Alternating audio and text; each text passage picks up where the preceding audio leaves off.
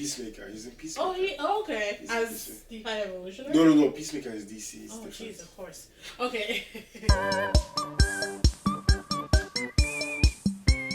Hi everyone, welcome if it's your first time. My name is Talia Adewale. And I'm Hamza Omoro. And today we're going to be talking about Guardians of the Galaxy Volume 3. Be sure to like, subscribe, comment, and hit that notification bell so you know when we post new videos. Let's dive on into this. Ladies first. Oh, I should start. So, due to a Burger King incident, we missed about 10 minutes of the movie, the beginning of the movie. But we kind of got in when it started getting good. We caught the first fight with Adam Warlock, who, let's start with Will Poulter. What did you think about that character?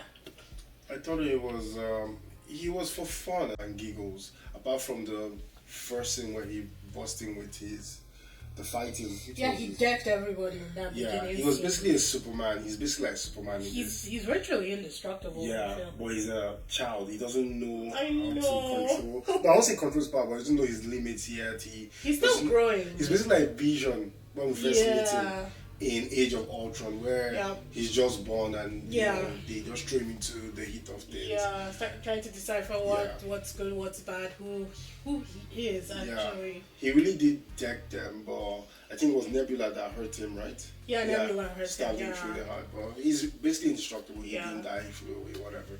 But it was just for shits and giggles.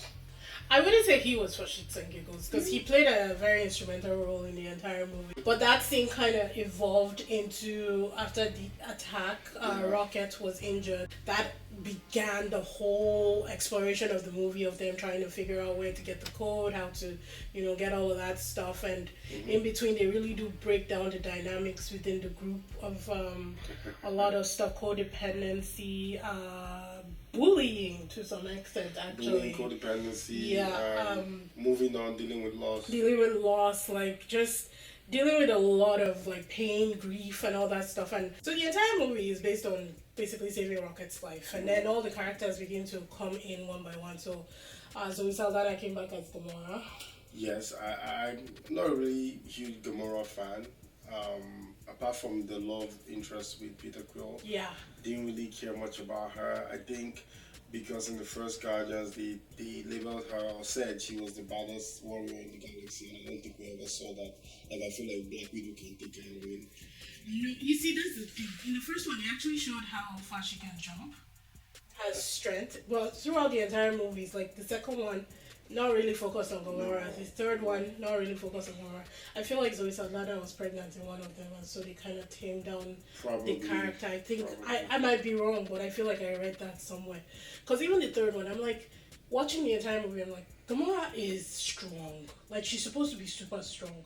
But I don't see it. Like, I just thought that they could have done more for that character, for sure. Yeah, but I think Nebula also replaced her in a way where she became like the mother figure of the group, and I think that's why I was relating more with Nebula than I did with Gamora. Obviously, this is not the Gamora we met in the first two, or used to in the first two. I have to say that I found a new level of respect for Nebula. Like, honestly, I was so impressed that she was so badass in the entire movie. Yeah, she was. I'd never really focused on Nebula. Like, this movie solidified her in my head as a contender. She was absolutely fantastic and made it to the top of my list, people. I'm not even going to lie. Like, she really impressed me in this movie. She blew me away. She was one of my favorite characters in the movie. She's like a broken doll that keeps coming back to life.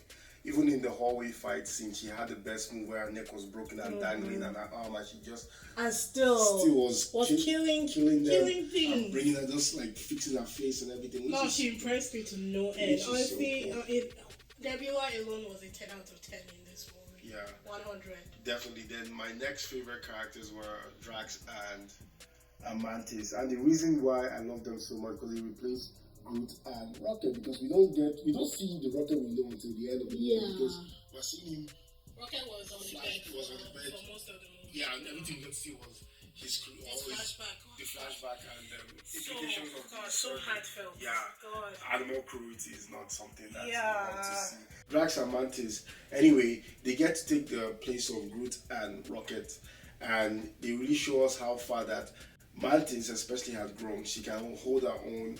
She's a wonderful character that understands, and this is what makes her character so good to me. Was compared to the high evolutionary, the bad guy, who is looking for perfection and not liking things for what they are. She understood people for what they are, and she accepted them. She accepted their flaws. She knew it was wonderful because he made them personable. So that's something I liked about her character. And then Drax was just Drax. I will say Drax was not. He really didn't. He did nothing for me in this movie. Drax had never done anything for me in the movies. If I'm being honest, is he entertaining to an extent? But after the first one, I kind of go over Drax. I still love the Batista, but Drax was not for him. Mantis, on the other hand, was definitely my second favorite. In fact, I think she was neck and neck with Nebula because I also had a newfound appreciation for Mantis. Mantis can fight. Yeah. She actually can fight. She's not just about her powers. She was kicking ass as well in this movie, and I was impressed. And I also love that they really let Palm Clementif, like, they gave her more to say in this movie. She had a lot more dialogue. Mantis was very present and very much a forefront in the movie, which kind of misleads you because you think that, oh yeah, this is going to solidify the Guardians, and in the end, like, she still walked away, still trying to figure out who she is. But I really love that she found her voice in this one. I just appreciated that she came into her own, and that was really a huge thing for me. Yeah. Me too, I like that. Who was your next favorite? Peter Quill? I will say, no, Quill never stands out for me. He's okay, but there's nothing like... Star-Lord. Good for him. Spider Groot did not impress me. That freaked me the fuck out. It's like when they decapitated Groot and he sprouted spider legs. That freaked me out. I'm not even kidding. Groot was cute until I saw that scene, and I was like, never again. One thing I'll say about Groot, he's in the movie, but it's like he's not in the movie compared to the last two, because Rocket isn't in the movie. We don't get to see. The Quill and Groot scene in the High Evolutionary Office was badass. But that's what I'm trying to say. Like, Groot was mostly, when you remember him, is the action scenes where he got the... Because Rocket, he always bounces off Rocket. Yeah, and Rocket was not in this. So he kind of... But if you think about it, he paired off with almost everybody in the movie and had a moment with them. Yeah, but it wasn't the Groot, like... You know what I'm talking. When you watch the movie, like Groot and Rocket are like buddy cop, kind of like they bounce off each other. And in this one, he's in it, but most of the scenes you remember him in is just when they're fighting. Yeah, that's it. You brought up where he brought out the guns from his chest. Okay, it's just when they're fighting, you don't really see him or notice him that much. You remember Aura, the red girl who? Yeah. I remember I kept telling that voice was familiar. Yeah. She's Ratcatcher too. From Suicide Squad. Really? Yes. Wow. I kept saying, I know that voice. I could see the face, but I could not see the face because the makeup was really good. But yeah, she's Ratcatcher too. Yeah. Well, that brings us to High Evolutionary himself. I love bad guys that have multiple layers. They're not just bad for being bad. And in his own case, he's a being, or is he he's a being that sees... Wasn't he a human being? I don't know. I think he was human. I don't know. But anyway, he's a being that is looking for perfection. And because of that, he's always carrying out his experiments to create other beings. I think he's a psycho. Yeah, obviously. He was obsessed with Rocket. He was jealous. Yes. He was jealous. Rocket was intelligent than him. And that was the problem. He couldn't. That's why he wanted to catch Rocket. That was the obsession, yeah. Because he was like, how is this? He saw Rocket as a lesser being that knew more about things than he did. Even when Rocket just sees something for the first time, you don't have to explain it. He was pretty intelligent, honestly. He's really, really intelligent, and I like the fact that they actually highlighted about Rocket. I thought that Chukwudi Oji did a fantastic job. Definitely. This was like our introduction to this actor. No, I've seen him in you have? Peacemaker. He's in Peacemaker. Okay. As the High Evolutionary? No. Peacemaker is DC. Oh, jeez, of course. Okay. They all blend after a while. But I thought that he was great. But I kept seeing David Oyelowo in that particular role. I don't know what it is. I was like, he would have killed it. No, but not taking anything away from Chukwudi, he did great. He was a fantastic bad guy, and I thought that he played the part really, really well. Also, shout out to Nico Santos, who was the... I don't know what they're called again. In Crazy Rich Asians. The guy from Crazy Rich Asians. Yeah, I thought he was fantastic. I really enjoyed. He's easy to watch. That's the thing. He's a very entertaining person, and I thought that he was really good. And there were a few, not a couple. what are they called? Cameos. Cameos in it, and we're not gonna mention it now. Like you can go. I think New Rockstars has a very good video where they break down all the Easter eggs. So if you want to get really technical, feel free to check out that video on YouTube. But overall, I thought that the movie was great. I thought that they covered a lot of stuff.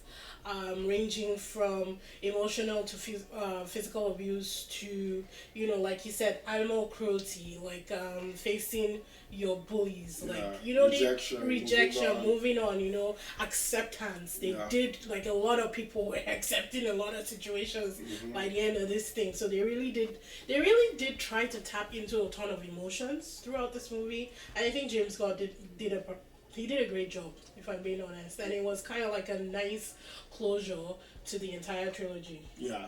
To me, this is the best Gaia movie that I've seen. It's not my favorite. I still feel part one is like my favorite because it does have the charms and it was new and it was so exciting. It was so exciting. Yeah. But this one really captures what it is to be a Ghanaian's fan, a chosen family and fighting for that. And all of you and everyone having their own issues. And at the end of the day, they still came together to kick ass and take life. So it was a fun movie. It was an action-packed movie, very emotional. I cried, I think, a lot in this movie, if I'm being honest. Like, not like ugly cry, but tears were definitely welling in my eyes, and a few dropped because when Lila died, it was hard. And then you realize that everybody else died. Flo, Tito, whatever, yeah. And Rocket was so adorable. He was such a baby. He was a kid, like a literal baby. And the experiment, it was just like, no, it was horrible. The one thing I'll say about this movie was the high evolutionary was a weak ass bad guy because when it was time to kick his ass, at least the other ego and what's the bad guy from the part one, Ronan did beat them a little bit, bruised them.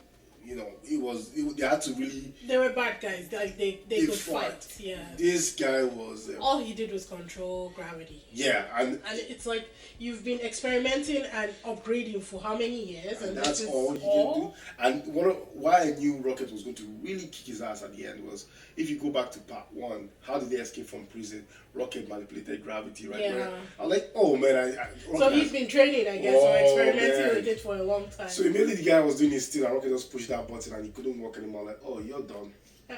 You're so done. And he got his ass handed to him. So, and Rocket beat him twice as a baby and as a full grown. Yeah, Rocket messed up his face. Yeah, I'm like, yo, that's what you get. That's what you get. I think Rocket should have killed him right there.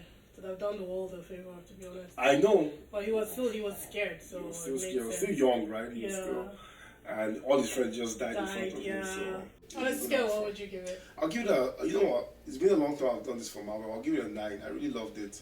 Yeah, I really did. I praise people. I really loved it. It's the best in the franchise, but not my favorite. Like I said, it's the best because he hit every nail on the head for me. Action was good. Yes. The hallway fight scene with all of them. Man. And then when all of them ganged up on the high evolutionary man. I thought that was very significant. Yeah. Because it was all a family, that they all beat up the high evolutionary as a family. Even Gamora landing like the fatal blow. I thought that was really that was great. Honestly, that was perfect. Yeah. For me, I would say a 9.5. So you also giving a high score? It is high. There's really not much that I can take away from this movie. There's not much that I would say they should change. Yeah. I'd say maybe a couple spots where they really didn't need to include, like some of the interactions in nowhere. It just extended it a little bit, but it doesn't take anything away from the movie. So I liked it. And Nathan Fillion being in it was a plus for me. Definitely. He's so entertaining to watch that I will watch him in anything, Yeah. So yeah, I thought that it was great. And if you haven't seen it, definitely go check it out. I don't think you'll be disappointed. It's a dark story. It's not that fun. Like the last story. It does end on a bittersweet note.